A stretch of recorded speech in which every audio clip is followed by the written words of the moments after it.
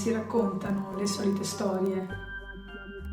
Qui si dà voce a quelle dimenticate. Questa non è la storia che ci hanno raccontato da bambini. È una storia più antica, una storia che nasce prima delle fiabe, prima della religione e prima dei nomi. Oggi ti racconto le vere origini della Befana. Non la caricatura, non la favola, ma ciò che la Befana era prima di diventare una maschera.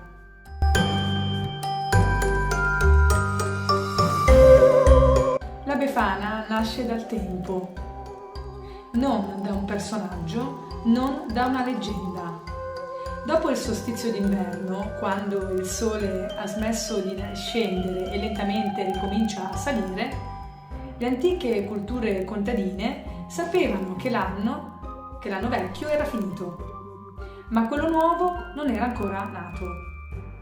Era un tempo di mezzo, un tempo sospeso, un tempo che non appartiene a nessuno.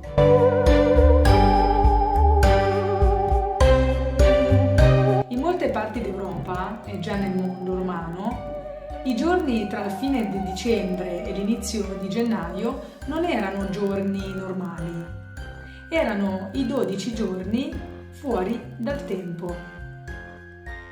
Ogni giorno veniva osservato il cielo, il vento, la pioggia e il gelo, perché quei segni dicevano che tipo di anno stava per arrivare.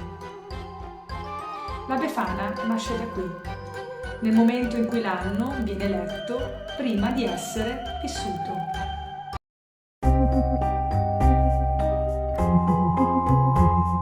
Alla fine di quel tempo non arrivava un dio giovane, arrivava una donna.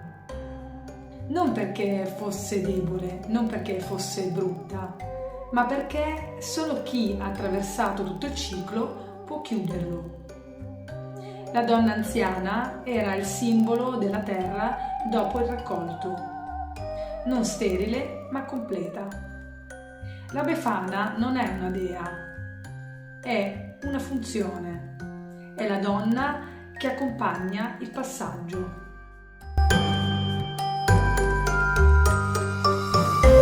Alla fine dell'anno ciò che restava non si conservava, si restituiva al fuoco.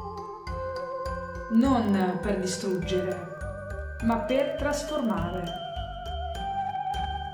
Il fuoco chiudeva il ciclo, la cenere tornava alla terra e la terra poteva riposare. La Befana non punisce, la Befana chiude. Questa figura non è solo italiana, la ritroviamo in tutta Europa.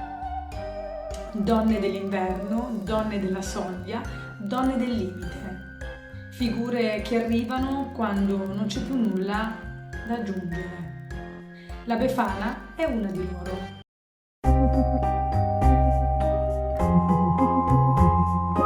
Con il tempo questa figura non è stata cancellata, è stata ridotta, resa buffa e resa sporca, resa ridicola.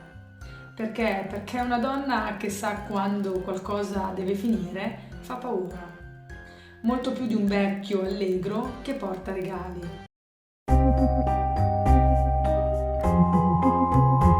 Col tempo questa figura inizia a essere chiamata strega. Non perché lanciasse incantesimi, non perché fosse malvagia, ma perché era una donna fuori dal controllo. Una donna che non apparteneva a un uomo, una donna che non produceva più, ma sapeva quando fermarsi. Nel mondo antico la strega non era una creatura oscura, era una donna che conosceva i cicli, il tempo, la terra e il corpo. Quando quel sapere diventa scomodo, quando non può più essere guidato né obbedire, allora viene cambiato nome. Non più donna del passaggio, ma strega. Chiamarla strega non serviva a descriverla, serviva a ridurla, a farla sembrare pericolosa o ridicola. Così il suo potere non faceva più paura.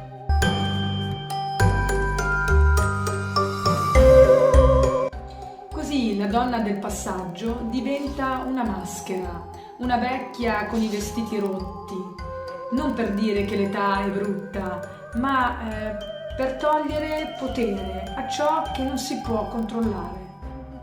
Il tempo, la fine e la chiusura.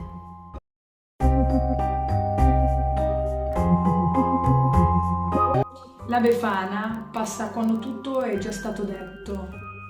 Babbo Natale porta ciò che desideriamo. La Befana porta ciò che resta.